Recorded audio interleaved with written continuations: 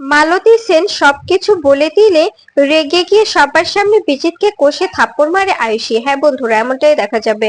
বিস্তারিত জানতে ভিডিওটিতে লাইক দিয়ে চ্যানেলটি সাবস্ক্রাইব করে শুরু থেকে শেষ অবধি দেখতে থাকো। গল্পের শুরুতেই দেখা যাবে বলরাম বলছে আজকে আজকে মিশনটা সাকসেসফুল করে পেট পুড়ে খাবো রে। তখনই এই কথা শুনে শিবপ্রসাদ বলতে থাকে, তুই আসলে একটা পেটুক। এদিকে এদিকে দেখা যায় আয়ুষীকে পিড়িতে করে নিয়ে এসে বেজিতের চারপাশ দিয়ে ঘোরানো হচ্ছে। সবাই মিলে হই হুল্লোড় করছে, ফুল ছিটিয়ে দিচ্ছে। তখন মন খারাপ করছে লাট্টু ও পিকু বলছে, আজকে যদি আমাদের মাম্মিপা থাকতো তবে আমাদের এভাবে এক কর্নারে বসে থাকতে হতো না, আমাদের এভাবে এক কর্নারে দাঁড়িয়ে থাকতে হতো না। আমরা অবশ্যই সবার মতো হই হুল্লোড় করতাম, অবশ্যই সবার মতো মজা করতাম। এদিকে এদিকে বিজিত ভয় পেতে থাকে, কারণ বিজিত দেখেছে তার বন্ধুদের, কালীন, কৃতিশ ও আরো অনেককেই দেখেছে বিজিত। আর মনে মনে বলতে থাকে, এরা এখানে কেন এসেছে? এদেরকে কি কোনোভাবে পরশুরাম পাঠিয়েছে?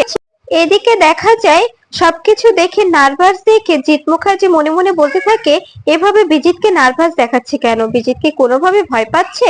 এরপরে এরপরে জিৎ মুখার্জি বলতে থাকে, আমাকে বুঝতে হবে বিজিত কেন কেন বারবার এদিক ওদিক দেখছে। ওকে ওকে কিছু খুঁজছে নাকি কোনো কিছু নিয়ে ভয় পাচ্ছে? ও যদি ভয় পেয়ে থাকে তবে ওকে আমাকে বলতে হবে ভয় পাবার কোনো কারণ নেই, আমরা আমরা আছি, কেন ভয় পাচ্ছ তুমি?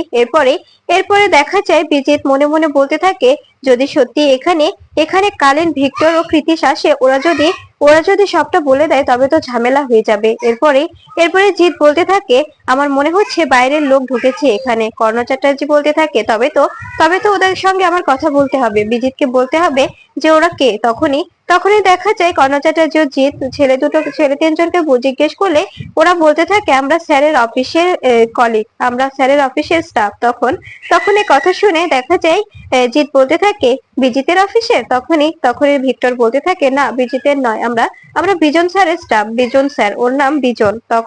তখন দেখা যায় শিবপ্রসাদ ভেতরে ঢোকার জন্য রেডি, ভেতরে ঢোকার জন্য গেটের সামনে দাঁড়িয়ে আছে। তখনই তটিনী ফোন করলে শিবপ্রসাদ বলতে থাকে, তুমি আসবে না? তখনই তটিনী বলতে থাকে, আজকে আমি যেতে পারছি না, আজকে আমি গেলে ওখানে যে ড্রামা হবে সেটা আমি নিতে পারবো না। আবার সে একই ড্রামা, আমার বরকে, আমার স্বামীকে সবাই মিলে অপমান করবে। তখনই শিবপ্রসাদ বলতে থাকে, ঠিক আছে তটিনী, আমি এখন রাখছি। এরপরে দেখা যায় তটিনী বলতে থাকে, আজকে আজকে তুমি পর্দা তোলো, কালকে আমি তুলবো, কালকে আমার পালা, আমি তুলবো পর্দা। আজকে তুমি পর্দা ফাঁস করো। এরপরে দেখা যায় মায়া নন্দাকে নিয়ে চলে আসে। তখনই দেখা যায় কিছু কিছু গার্ড এসে বলতে থাকে, আপনারা কে? আপনারা এখানে কি চান? তখনই পরশুরাম বলতে থাকে, কনেকে নিয়ে এসেছি, কনে এসেছে, কনেকে নিয়ে ভেতরে ঢুকবো। তখন বাধা দিলে পরশুরাম সবাইকে মারতে থাকে, সবার সঙ্গে ফাইট করতে থাকে পরশুরাম। এটা দেখে ভয় পেতে থাকে নন্দা মনে মনে বলতে থাকে, এভাবে ফাইট করছে কেন? আমাকেও কি এভাবে মারবে? এরপরে দেখা যায় মায়া বলতে থাকে, একদম ভয় পাবে না নন্দা, ওরা হচ্ছে বিজনের লোক। এখানে যদি আমরা কেউ ঢুকতে না পারি তার ব্যবস্থা করে রেখেছে বিজন। আসলে আসলে লোকটা না অনেক সুবিধার নয়, অনেক অনেক একটা বাজে লোক।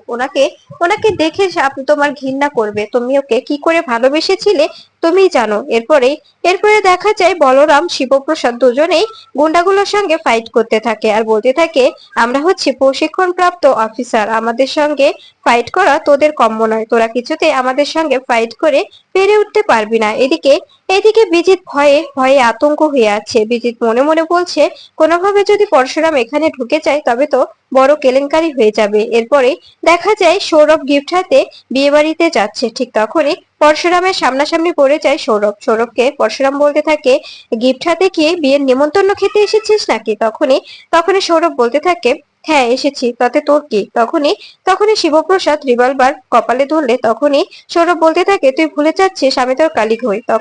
তখনই শিবপ্রসাদ বলতে থাকে, কালিগ? তুই কখনো আমার কালিগ হওয়ার যোগ্যই নয়, তোকে আমি এখানেই শুট করে দেব, একটু যদি নড়িস তবেই শুট করে দেব, কথাটা মাথায় রাখিস। তোর মতো কালিকের আমার কোনো প্রয়োজন নেই। তোমরা ওকে গান পয়েন্টে রাখো, আমি স্যারকে ফোন করছি, স্যারকে জানাচ্ছি ওর ব্যাপারে, ও কি করছে এখানে সবটাই স্যারকে জানাচ্ছি। এরপরে শিবপ্রসাদ ফোন করলে তখন মহিতাজ বাবু বলতে থাকে, হ্যাঁ শিবপ্রসাদ, ওদিকে কি অবস্থা? তখনই শিবপ্রসাদ বলতে থাকে, স্যার এদিকে এদিকে আপনারা একজন এমপ্লয় এসেছেন গিফটাতে ক্রিমিনালদের বিয়ে খেতে, ক্রিমিনালদের চামচা।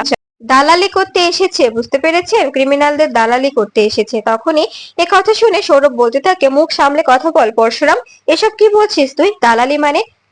তখনই দেখা যায় স্যার বলতে থাকে, সৌরভ ওখানে গেছে, ও বিয়ে খেতে গেছে, তো ওকে ওকে ওখানে গান পয়েন্টে রেখে দাও, আমি আসছি, আমি ওকে নিজে তুলে নিয়ে আসবো, ওকে আমি নিজে তুলে নিয়ে এসে জেলে পুরে দেব। এরপরে এরপরে বলরাম বলতে থাকে, একদম একদম বাড়াবাড়ি করবি না সৌরভ, বাড়াবাড়ি করলে এখানে শুট করে দেব। তখনই দেখা যায় সৌরভ বলতে থাকে, আমার তো ওরা কিচ্ছু করতে পারবি না, কিচ্ছু করতে পারবি না, আমাকে আমাকে বাঁচিয়ে নেবে মিস্টার কর্ণ চ্যাটার্জি। তখন দেখা যায় শিবপ্রসাদ বলতে থাকে, দেখেছেন স্যার, আপনার এমপ্লয়ের মুখের ভাষা দেখুন। তখন তখন দেখা যায় মহিতাজ বাবু বলতে থাকে, তুমি চিন্তা করো না, তুমি ওকে ওখানে ওখানে গান পয়েন্টে রেখে দাও, আমি এক্ষুনি আসছি, 20 মিনিটের মধ্যে আমি আসছি, ওখানে গিয়ে ওকে আমি তুলে নিয়ে আসবো। এরপরে এরপরে দেখা যায় তখন শিবপ্রসাদ বলতে থাকে, ওকে আমি গান পয়েন্টে রেখেছি। এরপরে মহিতোষ বাবু গাড়ি বের করতে বলে। শিবপ্রসাদ বলতে থাকে, তুই এখানে স্ট্রেট দাঁড়িয়ে থাকবি, এখান থেকে নড়ার চেষ্টাও করবি না। এ বলেই শিবপ্রসাদ ভেতরে যায়। এদিকে এদিকে দেখা যায় বিজিতের পাশে ঘোরাচ্ছে আয়ুষীকে। সবাই সবাই খুশি, কিন্তু বিজিত ভয় পাচ্ছে, কোনোভাবে যদি কোনো গন্ডগোল হয়ে যায় তবে তো ঝামেলা হয়ে যাবে। তাই বিজিত মনে মনে বলছে যে যদি কোনোভাবে কোনো ঝামেলা না হয়, তাড়াতাড়ি বিয়েটা শেষ হলেই বাঁচা যায়। এরপরে দেখা যায় ভিক্টর কালীন ও কৃতিশকে বলতে থাকে, কি ব্যাপার, এই এখনো তো স্যাররা আসছেন না, বিয়েটা তো শুরু হয়ে যাচ্ছে, বিয়েটা শুরু হয়ে গেলে কি করে হবে, এখনো তো ওরা কেউ আসছে না, আমরা কি এখানে ফেসে গেলাম, আমাদেরকে ফেসে দিল। এরপরে এরপরে দেখা যায় তখন দেখা যায় এর মায়া এসে বলতে থাকে, বিয়েটা বিয়েটা বন্ধ করুন, অনেক হয়েছে সাত পাক ঘোরা, অনেক হয়েছে বিয়ে, এখন বিয়েটা বন্ধ করুন, এখনো কিন্তু আয়ুষের শুভদৃষ্টিটা হয়নি। তখন এ কথা শুনে অবাক হয়ে যায় সবাই। তখনই নন্দিনী বলতে থাকে, আপনি এখানে কেন এসেছেন, এখানে এখানে কেন সিনক্রিয়েট করছেন আপনি? তখনই দেখা যায় আয়ুষী বলতে থাকে, আমি তো বুঝতে পারছি না, আজকে আমার বিয়ে, আপনারা কি এখানে ড্রামা করতে এসেছেন, এখানে কি আপনারা মজা করছেন? তখনই দেখা যায় লাট্টু পিকু বলতে থাকে, কি হচ্ছে রে দি ভাই, বুঝতে পারছি না তো। তখনই কর্ণ চ্যাটার্জি বলে ওঠে, আপনারা কি চাইছেন এখানে, এখানে কেন এসেছেন, এখানে কি আপনারা নতুন করে কোনো সিক্রেট তৈরি করতে চাইছেন? তখনই পরশুরাম এসে বলতে থাকে, আয়ুষী, তুমি এই বিয়েটা করতে পারবে না, কারণ তুমি যাকে বিয়ে করতে চাইছো তার আজ থেকে 10 বছর আগেই বিয়ে হয়ে গেছে, আর সেটা বিয়েটাও হয়েছে আমার বোনের সঙ্গে। তাই তুমি একটা বিবাহিত ছেলেকে কিছুতেই ধুমধাম করে বিয়ে করতে পারো না। একটা বিবাহিত ছেলে কখনো দ্বিতীয়বার এত এত জাঁকজমক করে বিয়ে করতে পারে না, বলতে বিয়েই করতে পারে না, যদি যদি সেই স্ত্রী জীবিত থাকে। তখন এই কথা শুনে অবাক হয়ে যায় সবাই। কর্ণ চ্যাটার্জি বলতে থাকে, এসব তুমি কি বলছো, ও ও কি করে বিয়ে করেছে আর জীবিত আছে স্ত্রী, আমি তো বুঝতে পারছি না। এরপরে কাবির এসে দেখা যায় শিবপ্রসাদের কলার চেপে ধরে বলতে থাকে, এখান থেকে বেরিয়ে যাও, তুমি আমাকে চেনো না, আমি আমি হচ্ছে কাবির চ্যাটার্জি, তোমাকে এখানেই মেরে ফেলে দেব। তখনই শিবপ্রসাদ ধাক্কা দিয়ে কাবিরকে সরিয়ে দেয়। তখন প্রার্থনা বলতে থাকে, তুমি নাকি এতটাই দায়িত্ববান অফিসার, তুমি এরকম করে একটা মেয়ের বিয়ে ভাঙতে চাইছো, তুমি যে বুঝতে পারছো না মেয়েটা লগ্নভ্রষ্টা হতে পারে, তুমি কেন মেয়েটার বিয়েটা ভাঙতে চাইছো, তুমি কি বলতে পারো? তখনই দেখা যায় পিকু বলতে থাকে, পা তুমি এসেছো? তখনই শিবপ্রসাদ বলতে থাকে, হ্যাঁ পা, আমি এসেছি, তোমরা তোমরা চিন্তা করো না, তোমরা ভালো দিয়ার কাছে থাকো, আমি আগে সবটা সামলাই, তারপরে তোমাদের আমি বাড়ি ফিরিয়ে নিয়ে যাব। এরপরে কর্ণ চ্যাটার্জি এগিয়ে এলে তখন শিবপ্রসাদ কর্ণ চ্যাটার্জিকে বলতে থাকে, একদম একদম এগিয়ে আসার চেষ্টা করবেন না এগিয়ে আসার, কারণ কারণ আপনি আপনি বুঝতে পারছেন না আপনারা কি আগুন নিয়ে খেলছেন, এখানে এখানে আগুন নিয়ে খেলা হচ্ছে, এই খেলাটা বন্ধ করুন, খেলাটা অনেক দূর এগিয়ে গেছে, এবার খেলাটা বন্ধ না করলে কিছুতেই হবে না। তখন দেখা যায় কর্ণ চ্যাটার্জি বলতে থাকে, তুমি কি করতে চাইছো? এরপরে দেখা যায় বিজিত এসে শিবপ্রসাদকে মারতে যাবে, ঠিক তখনই বিজিতের হাত ধরে ফেলে শিবপ্রসাদ আর বলতে থাকে, এখানে এখানে আমি তোমাকে এক্সপোজ করতে এসেছি, এখানে আমি নাটক করতে আসিনি কিংবা সিনেমাও করতে আসিনি। তখনই আয়ুষী এসে বলতে থাকে, বিজিত, এসব কি করছো তুমি, কেন কেন মারামারি করছো বলো তো, কেন মারামারি করছো? তুমি যদি কোনো দোষই না করে থাকো তবে কেন ভয় পাচ্ছো? ভয় পাওয়ার তো কোনো কারণ নেই। আর তুমি যদি দোষ করেই থাকো তবে তবে তুমি ভয় পাবে। তুমি তো দোষ করোনি, তবে ভয় পাবারও তো কোনো কারণ নেই, তাই না? তখনই তখনই দেখা যায় জিৎ বলতে থাকে, আয়ুষী তুই এসবের মধ্যে ঢুকিস না, তুই একদম এসবের মধ্যে ঢুকবি না। আমরা আমরা দেখছি সবটা সবটা আমরা ঠিকঠাক করব, তুই একদম ভাববি না। তখন আয়ুষী বলতে থাকে, আমাকে তো ভাবতেই হবে, জীবনটা তো আমার, তাই না? আমার জীবন আমাকেই ভাবতে হবে। এরপরে দেখা যায় আয়ুষী বলতে থাকে, কই তোমার বোন কোথায়?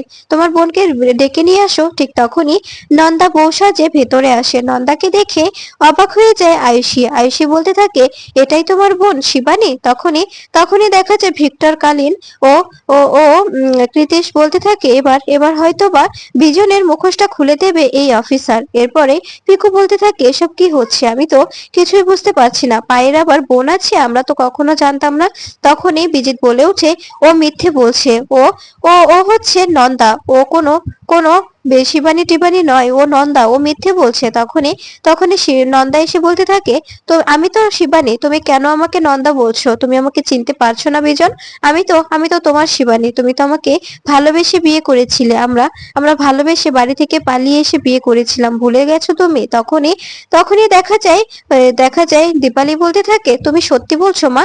তুমি সত্যি বলছো তুমি শিবানী? তখনই নন্দা বলতে থাকে, হ্যাঁ আমি শিবানী, আমি আমি ওর ওয়াইফ, আমি শিবানী। তখন তখন দেখা যায় বাবিন এসে শিবপ্রসাদকে মারতে যায় আর বলতে থাকে, এখান থেকে বেরিয়ে যাও, তা না হলে ধাক্কা দিয়ে বের করে দেব। ঠিক তখনই শিবপ্রসাদ বলতে থাকে, এটা এটা আমি এখানে এসেছি একজন অফিসার হিসাবে, এখানে জামাই হিসাবে আসেনি যে বাড়ির দরজা থেকে আপনারা বের করে দেবেন। তখনই আয়ুষী নন্দাকে বলতে থাকে, তুমি সত্যি বলছো তুমি শিবানী? তোমার সঙ্গে ওর বিয়ে হয়েছিল? তখনই তখনই দেখা যায় নন্দিনী এগিয়ে আসতে যাবে, তখনই মায়া নন্দিনীর হাত ধরে ফেলে আর বলতে থাকে, একদম এগোবেন না, এটা এটা আপনার কোর্ট নয় যে আপনি এখানে ওকালতি করবেন। তখন তখন দেখা যায় শিবপ্রসাদ এসে বলতে থাকে, আপনি কিন্তু এখানে উকিল হিসাবে পরিচিত নয়, কারণ আপনি একজন একজন স্বার্থপর, একজন লোভী মহিলা হিসাবে এখানে পরিচিত। এরপরে আয়ুষী বলতে থাকে, বর্দি ভাই তুই একদম চুপ করে থাক, আমাকে বুঝে নিতে দে। এটা এটা আমার জীবনের প্রশ্ন, আমার জীবন মরণের প্রশ্ন। সত্যি যদি বিজিত কোনো ভুল করে থাকে সেটা আমি দেখবো, তুই একদম কথা বলবি না, আমার নিজেকে বুঝে নিতে দে। এরপরে দেখা যায় আয়ুষী বলতে থাকে, জিজু তুমি সত্যি করে বলো, সত্যি কি বিজিতের সঙ্গে এই মেয়েটার বিয়ে হয়েছিল? মানে তোমার বোনের বিয়ে হয়েছিল? তখনই দেখা যায় বিজিত বলতে থাকে, আয়ুষী তুমি বোঝার চেষ্টা করো, ও মিথ্যে বলছে, ও সবটাই বানিয়ে বানিয়ে মিথ্যে বলছে। আমি আমি সত্যি বলছি, এ একে এ এ হচ্ছে নন্দা, এ শিবানী নয়। তখন তখন দেখা যায় শিবপ্রসাদ সব প্রমাণ দিতে থাকে, সব সব রেজিস্ট্রি পেপার, বিয়ের সার্টিফিকেট, জন্ম সার্টিফিকেট, স্কুল সার্টিফিকেট সবকিছু দিতে থাকে শিবপ্রসাদ। সবকিছু দেখে আয়ুষী বিশ্বাস করে নেয়। আয়ুষী বলতে থাকে, এখানে তো সবকিছুতেই দেখাচ্ছে যে এই হচ্ছে শিবানী, আর তুমি তুমি কেন মিথ্যে বলছো বিজিত? তুমি এভাবে আমাকে ঠকালে আমি ভাবতেও পারছি না, তুমি তুমি এভাবে আমাকে ঠকিয়েছো। তখনই তখনই প্রাচী বলতে থাকে, আমি তোকে বারবার বলেছিলাম তুই এভাবে এই ছেলেটাকে বিশ্বাস করিস না, এই ছেলেটাকে আমার প্রথম থেকে সন্দেহ হয়েছিল, ছেলেটা প্রথম থেকে সন্দেহজনক, কিন্তু তুই তুই বুঝতে চাসনি, তুই ওকে ভালোবেসে গেছিস। এখন বোঝ ঠেলা কাকে বলে, এই ছেলেটা কতটা জঘন্য তুই বুঝতে পারছিস? কতটা কতটা স্বার্থপর, কতটা ধুরন্ধর, ও যে আরো কত কি আমাদের থেকে লুকিয়েছে ভগবানই জানে, আমরা কেউ জানি না।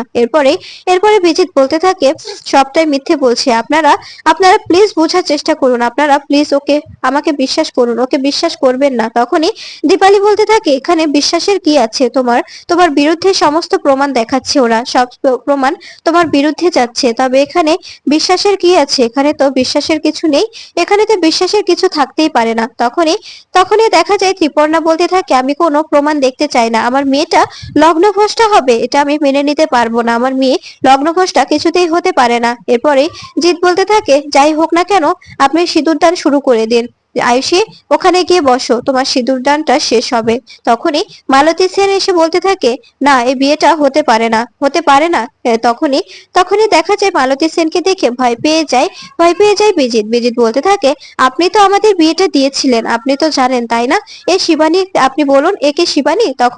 তখনই দেখা যায় আয়ুষী বলতে থাকে, প্লিজ আপনি বলুন এটা কি শিবানী নাকি নাকি শিবানী নয়, প্লিজ বলুন, আপনি আপনি বলুন, আপনি বুঝতে পারছেন আমার আমার জীবন মরণের প্রশ্ন। প্রশ্ন, আমার জীবনে সারা জীবনের প্রশ্ন। আপনি প্লিজ বলুন এটা কি শিবানী?